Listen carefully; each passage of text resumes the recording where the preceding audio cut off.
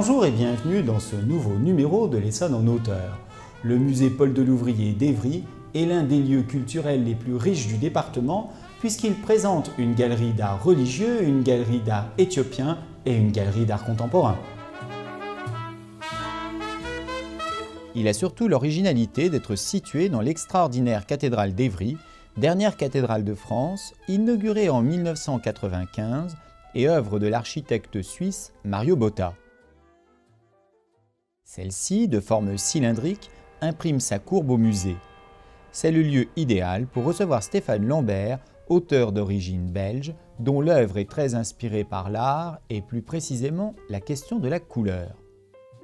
Vous vous êtes approché au plus près de mon père.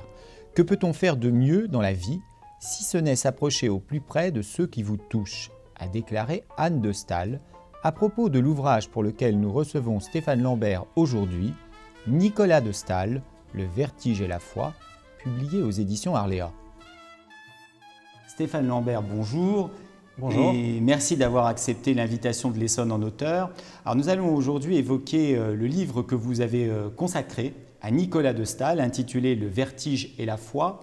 Et la première question que je vais vous poser, c'est plutôt vous faire réagir au lieu dans lequel nous tournons cette émission, à savoir la section d'art contemporain du musée Paul Delouvrier d'Évry, qui se trouve dans la cathédrale d'Évry, par rapport évidemment à l'œuvre de Staël.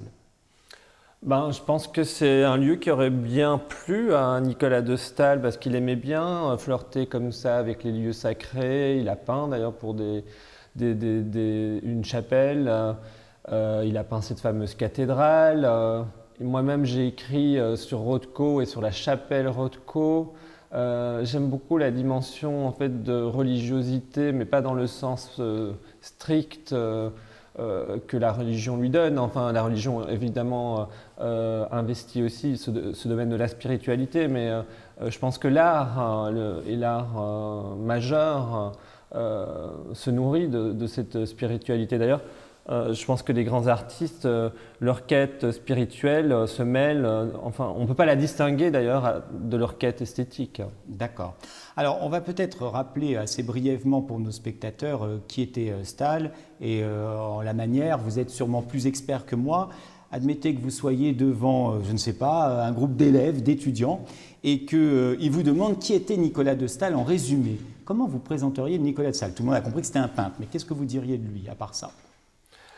Donc c'est un des peintres qui a le plus marqué la modernité du XXe siècle en peinture. Il a des origines russes, une grande famille, comme son nom l'indique, aristocrate.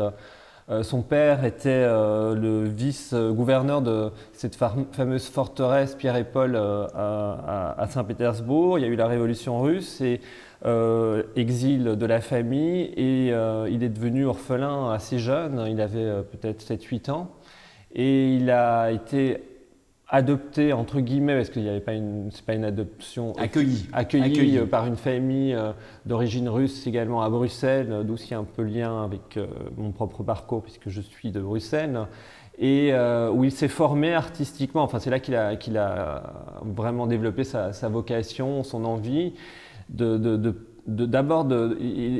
se voyait d'abord en poète et puis de devenir peintre et ensuite il s'est confronté au voyage, à un nouvel exil. En fait c'est comme si ce premier exil était un exil définitif et que la peinture est devenue le lieu même de refuge et de quête pour lui. Alors il a d'abord commencé, on l'a connu d'abord par l'abstraction vraiment stricto sensu des constructions géométriques qui peu à peu se sont un peu déstructurées pour revenir peu à peu vers de la figuration, mais tout ça ce sont des terminologies qu'il n'a pas toujours acceptées, oui, vous le dites dans votre livre. Mais qui en fait d'une certaine manière, comme pour tous les artistes, c'est la volonté de trouver une forme à leur manière de sentir et à leur manière de percevoir cet état d'être au monde. Et je pense que c'est la chose la plus difficile au monde puisqu'on est seul dans cette voie-là, dans la voie de la création. On revient à votre première question sur la religiosité. C'est aussi ça peut-être la différence entre la création et la religion dans le sens plus commun du terme. C'est qu'on essaie de se rattacher à l'essence de l'être, mais par une voie très personnelle, très individuelle, et en essayant de créer quelque chose qui n'a pas encore été inventé avant nous, mais qui dit déjà tout de ce qu'on a été en fait. Alors là, vous venez de dire un petit peu quelle a été donc l'œuvre de Stahl, mais il est aussi tristement célèbre pour la fin qu'il a eue. Donc comment est-ce que Stahl a disparu? Parce que c'est surtout ça qui marque les esprits à côté de sa peinture. Oui, c'est vrai qu'en fait, c'est une des premières choses dont on a connaissance quand on s'intéresse à Nicolas de Staël, c'est qu'effectivement, il s'est suicidé à l'âge de 41 ans, en se jetant du deuxième étage de cet atelier qu'il avait à Antibes. Mais c'est une fin qui est assez tragiquement cohérente par rapport à son parcours. C'est quelqu'un qui brûlait, qui brûlait de vie, de création. Il y avait une fureur de vivre dans son parcours. Et donc, il est possible qu'il ait vécu plus vite que les autres, qu'il ait épuisé ses ressources plus vite que les autres. Par rapport au suicide, c'est toujours très compliqué de parler de ce geste chez un autre parce qu'il y a tellement de facteurs. Bien sûr. On peut mettre en exergue une série d'éléments qui participent de l'explication de l'état qui a pu, mais il reste toujours un moteur secret et peut-être même secret à la personne qui fait l'acte. Maintenant, je pense qu'il y a quand même quelque chose qui est assez fréquent, c'est qu'il y a un rapport à la mort depuis très tôt, déjà la disparition tragique de ses parents, mais la mort c'est quelque chose qu'il ose regarder droit dans les yeux, comme dirait Marguerite Yourcenar, et qui, comme Méduse, a peut-être fini par le méduser, malheureusement. Voilà, exactement, et c'est d'ailleurs aussi un peu sur cet équilibre-là qui est construit mon livre et le titre de mon livre, Le vertige et la foi. On va y venir. Alors, si vous voulez, par la suite, je voudrais savoir aussi comment vous êtes venu à vous intéresser à Nicolas de Staël. Vous disiez à l'instant que souvent, les personnes connaissaient Nicolas de Staël avant son œuvre, d'abord peut-être par son suicide. Comment vous avez connu Nicolas de Staël et qu'est-ce qui vous a décidé à vous intéresser à ce personnage ? Alors, je ne me souviens plus du tout la manière dont la première fois où j'ai vu une œuvre de Nicolas de Staël, mais je me souviens en tout cas que la première œuvre qui m'avait marqué, c'était ces fameux toits, les toits. Pour moi, c'était vraiment... en plus, quand il l'a peinte, ce n'était pas du tout une œuvre figurative, le titre est venu après. Mais c'était vraiment une œuvre très forte pour moi. Donc par l'œuvre en fait, plutôt par l'histoire de sa vie. Puis il y a eu cette biographie de Greza Elmer dont je parle et dont je tire d'ailleurs certaines informations dans mon livre. Et effectivement,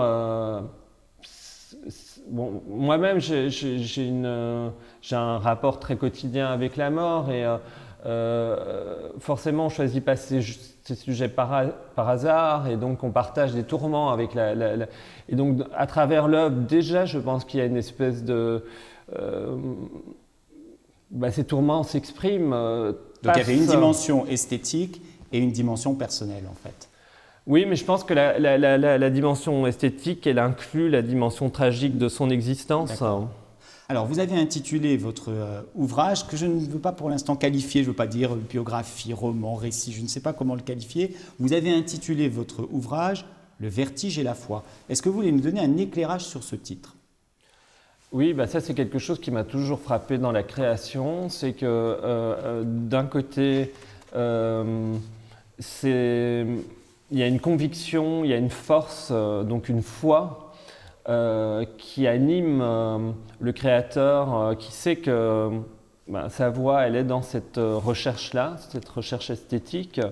Et cette recherche esthétique, parallèlement, elle se bâtit paradoxalement sur le vertige. Donc c'est un équilibre assez précaire et fragile qu'il faut tenir dans une vie d'artiste. Et je pense qu'effectivement, quand cet équilibre se brise, c'est aussi ce qui arrive, mène à une tragédie. Alors voilà ce que vous en dites, pages 109, 110, sont des pages superbes dans votre livre. Il faut à présent que je revienne sur ces notions de foi et de vertige auxquelles j'accorde une place centrale dans l'élaboration de l'œuvre de Nicolas de Staël et qui sont inséparables de son cheminement d'homme. Ces deux termes peuvent être entendus de diverses façons et, pour clarifier ma pensée, je tiens à préciser l'acception que je leur donne. La foi et la force qui animent, appliquées dans le domaine de l'art, c'est la certitude de devoir créer. Le vertige et la perte de confiance qui fait violemment douter de la légitimité d'être vivant. Et vous rajoutez, ce sont donc apparemment deux forces contradictoires qui devraient mutuellement s'annuler lorsqu'elles sont mises en présence, mais de même que les deux versants d'une voûte, qui exerçant chacun de son côté une pression contraire devrait faire s'écrouler l'édifice, trouvent en fait un point d'équilibre en ce que l'on nomme la clé de voûte qui neutralise l'effet dévastateur. Alors, évidemment, le portrait que vous faites de Nicolas de Staël à travers cette œuvre, on vient de le comprendre, c'est avant tout celui d'un homme qui souffre. Vous avez rappelé qu'il a dû quitter qu'il était russe d'origine, qu'il a quitté précipitamment la Russie à cause des événements de 1917. Est-ce que vous pensez que cette origine russe, est-ce qu'il est marqué par la mélancolie russe, comme on dit, la mélancolie slave? Est-ce qu'il y a quelque chose comme ça chez lui? Il aimait beaucoup les auteurs russes, notamment Tchekhov. Je rappelle d'ailleurs qu'à la dernière semaine de sa vie, il devait réceptionner un des derniers tomes des œuvres de Tchekhov. Donc cette mélancolie, oui, elle était présente, mais alliée à une vitalité aussi, une survitalité russe, à un côté très sanguin. Mais vous dites d'ailleurs une formule superbe que je cite de mémoire. Vous lui dites que le sang russe lui remontait à la tête. À un moment donné dans votre livre, le sang russe lui remontait à la tête. Donc peut-être que ses origines prennent part à cette espèce de malheur initial qui l'accompagnera tout au long de sa vie. Mais autre chose qui est intéressant dans la vie de Staël, c'est le rapport qu'il a eu avec les femmes. Alors, est-ce que vous voulez d'abord, dans un premier temps, rappeler quel rapport il a eu avec les femmes et puis quel rôle elles ont joué dans ce malheur, puisqu'on voit un personnage comme ça marqué par cette espèce de tragédie. Quelles ont été les grandes femmes de sa vie et quel rôle elles ont joué dans son intimité? Je pense que sa mère a été importante parce que elle avait une fibre artistique, donc elle a fait baigner dans un univers où la création avait quand même une importance. Puis il était entouré de femmes, il avait 2 sœurs. Et puis il y a cette condisciple quand il est à Bruxelles, qui va être sa première confidente, Madeleine Aupert, et qui, on ne sait pas pourquoi, va être aussi parmi sa dernière confidente, puisqu'il va, quand il aura déjà accompli son parcours, qu'il a fait reconnaître internationalement et qu'il va se sentir extrêmement isolé dans cette reconnaissance, la personne à qui il se confie, c'est à cette condisciple de l'Académie des Beaux-Arts de Bruxelles, Madeleine Aupert, qu'il n'a plus vue depuis 20 ans. Et puis alors il y a ce premier grand amour qui sera une tragédie, qui est la peintre Jeannine Guillou, qui quitte son mari en moins d'une semaine de temps aux portes du désert au Maroc. C'est romanesque. Et qui a une fin tragique puisqu'elle décède en se faisant avorter parce qu'elle avait des problèmes de cœur et que donc les médecins lui avaient déconseillé d'aller jusqu'à terme. Et elle meurt pendant cet avortement. Il y a évidemment son épouse Françoise qui, je pense, a été très importante parce que ça a été un moment de stabilité pour lui. Et puis ce dernier grand amour, Jeanne, qui est un peu l'image de cette fin tragique, en fait, puisque c'est cet amour non réciproque. Non réciproque, donc elle est mariée comme Jeannine l'était quand il l'a rencontrée, sauf qu'elle ne va pas quitter son mari. Alors, il avait un goût comme ça pour les femmes mariées. Est-ce que vous l'expliquez ça? Pourquoi est-ce qu'il allait toujours même en amour, il allait vers des situations qui ne pouvaient qu'amener à des complications? Oui, ça c'est très compliqué de pouvoir trouver une explication psychologique ou... je pense qu'il y avait un côté grand seigneur chez Staël, et donc il pense que les choses lui sont dues, enfin avec une fragilité, une réserve, mais en même temps pour lui c'est pas un obstacle. Il n'est pas dans un rapport moral à l'existence, enfin dans une morale, je veux dire, instituée par la société. Lui, il est dans le désir, dans la pulsion. Donc que la femme soit mariée ou pas, c'est pas son affaire, c'est pas un obstacle. C'est pas un obstacle, non. D'accord, sauf si elle refuse. Alors, du coup, ça m'amène à la question suivante. En quoi sa peinture lui ressemble? En quoi, quand on regarde un tableau de Nicolas de Staël, on a presque Nicolas de Staël sous les yeux? Mais ça, je pense que c'est valable pour tous les grands peintres. C'est comme quand vous regardez un autoportrait de Rembrandt, vous avez tout à coup l'impression que les siècles n'existent plus et que vous êtes face à l'homme. C'est des gens qui arrivent à mettre dans leur peinture, à trouver la transformation, la chimie plastique pour habiter complètement leur peinture. Donc on parlait en début d'émission de cette cathédrale. Je pense que l'art de l'artiste, c'est le lieu qu'il habite, et donc c'est où il met tout de lui-même. Et la correspondance de Staël qui vient de paraître montre assez bien combien il n'y avait pas de séparation dans sa vie entre son travail artistique et toutes les autres sensations tout ce qu'il vivait, tout ce qu'il appréhendait, tout ce qu'il ressentait lui servait dans sa peinture. Alors, est-ce que concernant sa peinture, Staël a laissé beaucoup d'écrits théoriques? Qu'est-ce qui vous a servi de base en termes d'écrits pour parler aussi bien de sa peinture que de l'homme? Bon, vous avez évoqué tout à l'heure une biographie, mais de Staël lui-même, qu'est-ce qu'il a laissé comme papier? Toute sa correspondance qui est publiée, qui vient d'être publiée donc, pour tout ce qu'on a pu retrouver aux éditions Le Bruit du Temps, et qui est formidable parce qu'il a aussi, comme je l'ai dit, il rêvait de devenir poète d'abord, et je pense qu'il avait, les grands artistes sont des poètes aussi. Enfin, la poésie, ce n'est jamais que la création, arriver à dire avec des moyens artistiques. Il a des fulgurances, il a une intelligence intuitive formidable qu'il arrive à transformer soit en expression artistique, soit à travers des phrases d'une force incroyable. En même temps, je pense qu'il se prémunit de ne pas non plus trop clarifier d'un point de vue théorique ce qu'il fait. Ce qui fait d'ailleurs qu'il n'a été en aucune mode, en aucune école. Il a tracé un chemin. Style très particulier. Oui, parce que c'était une époque quand même où il y a eu beaucoup d'écoles, beaucoup de mouvements, et lui n'a pas participé à tout ça. Il a été mêlé, il a eu des amis dans la peinture, mais c'était un solitaire. Il n'aimait même pas, je crois, quand on essayait de caractériser sa peinture avec des termes aussi simples que abstrait ou réaliste ou figuratif, tout ça, c'était des termes qui Non, il s'en moquait. Ouais. Mais en même temps, il connaissait tout ça. Hein.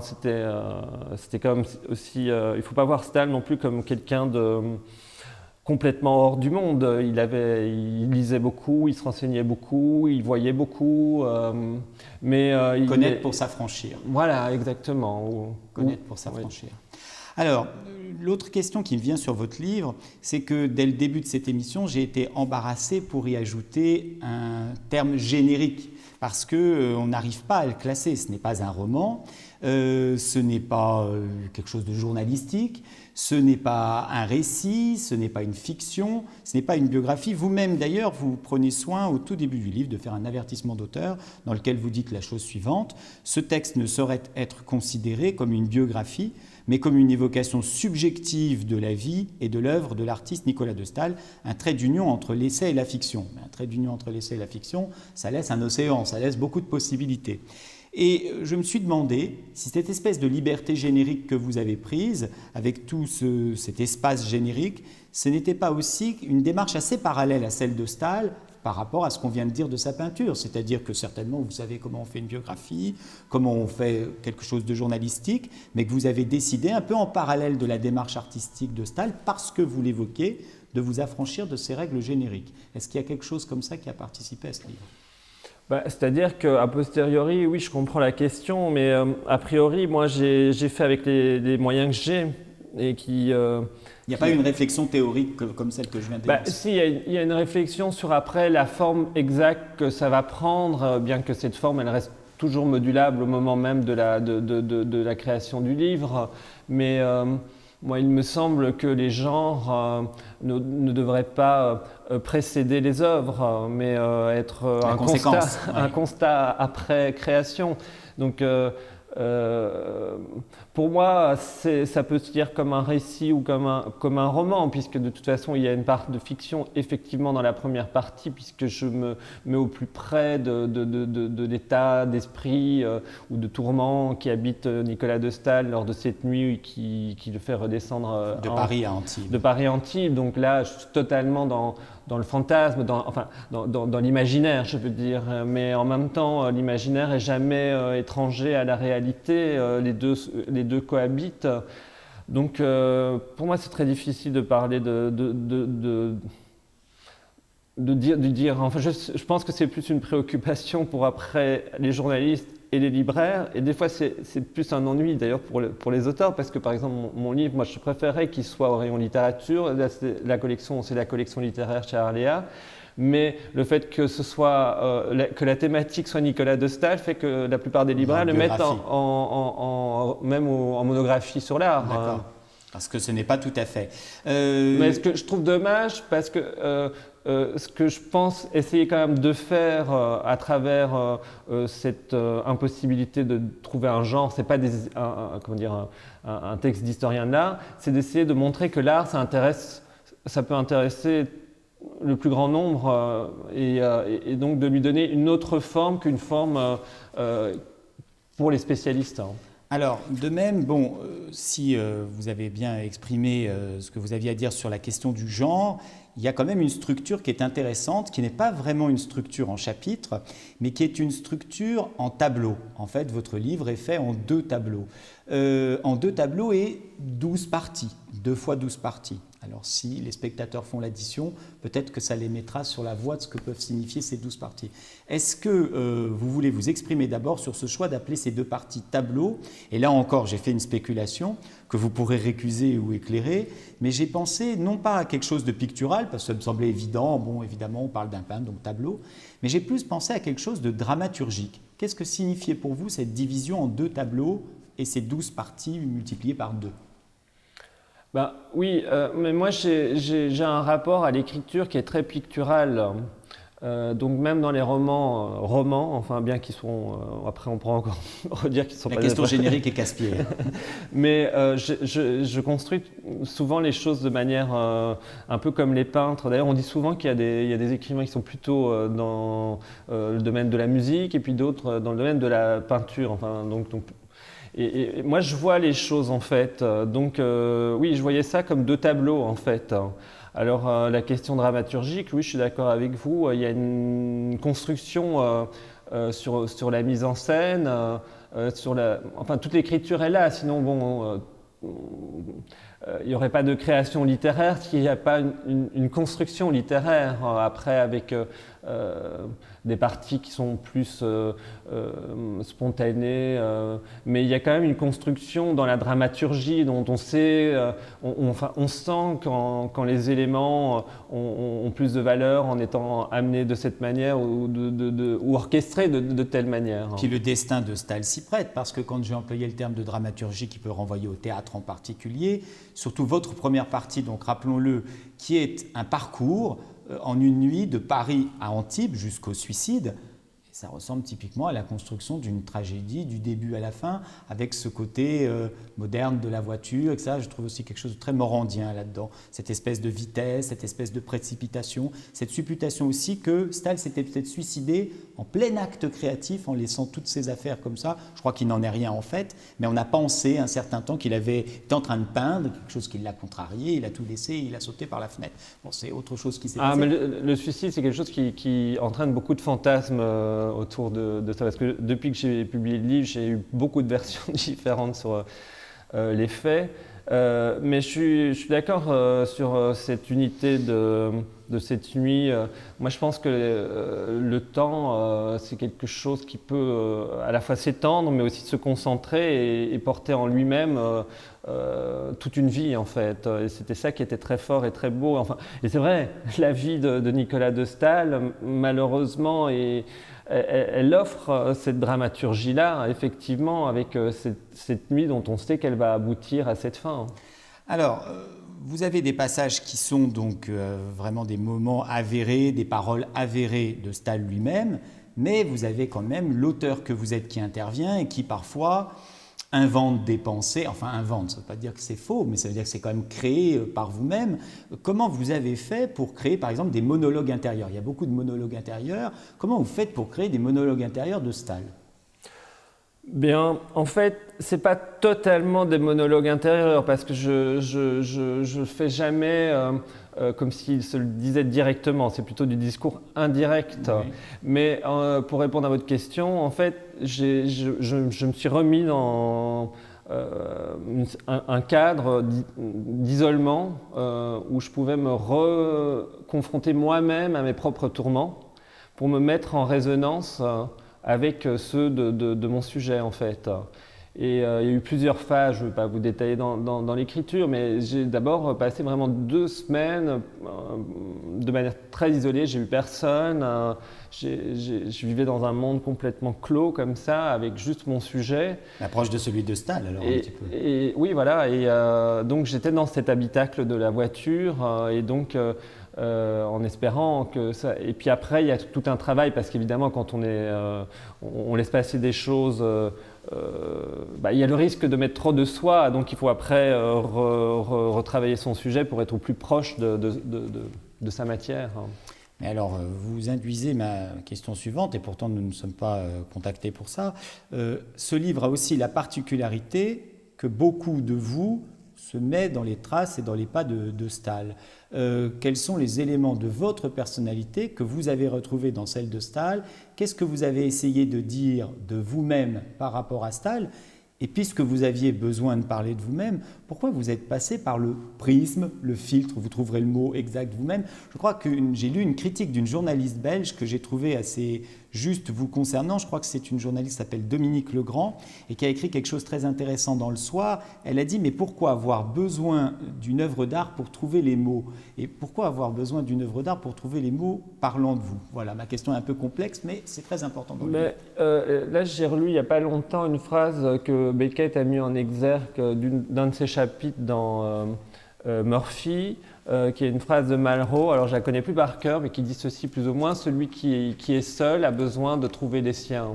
Et je pense qu'effectivement, l'art, c'est un formidable compagnon pour l'existence. Les œuvres, on peut y projeter. Enfin bon, déjà, elles ne naissent pas de nulle part, elles naissent d'expériences humaines autres que la nôtre, mais qui sont faites de la même matière, des mêmes angoisses, des mêmes réalités.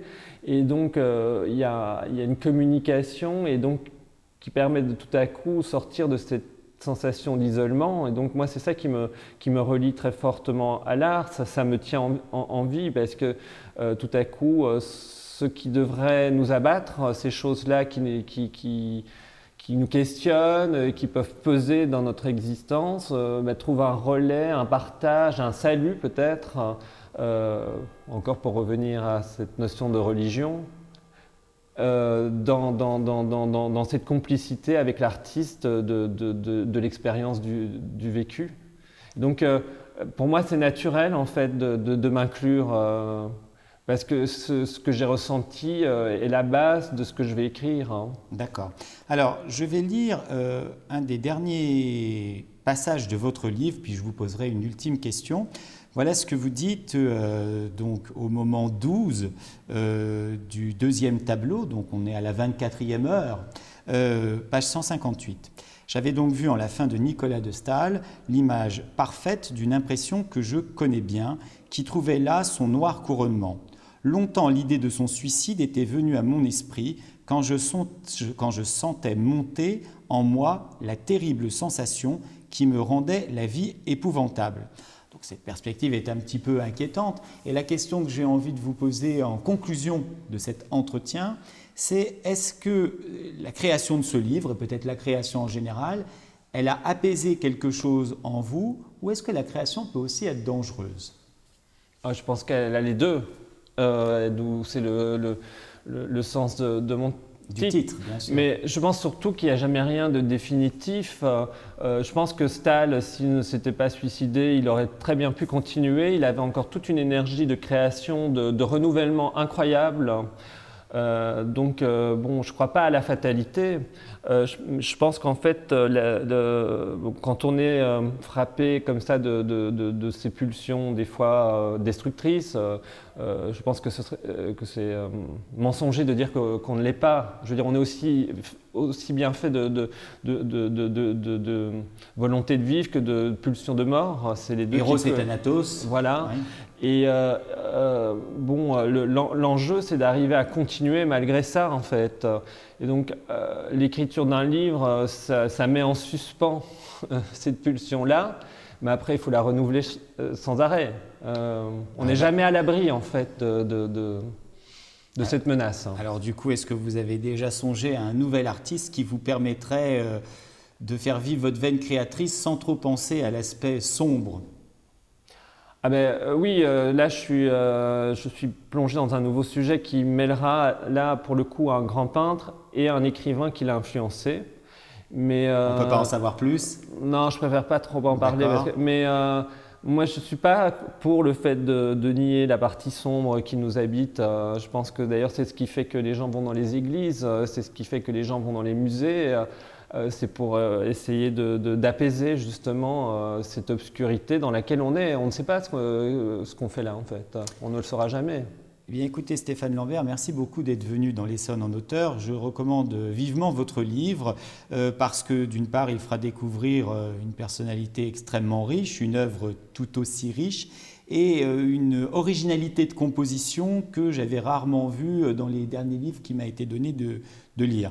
Donc merci d'être venu dans l'Essonne en auteur.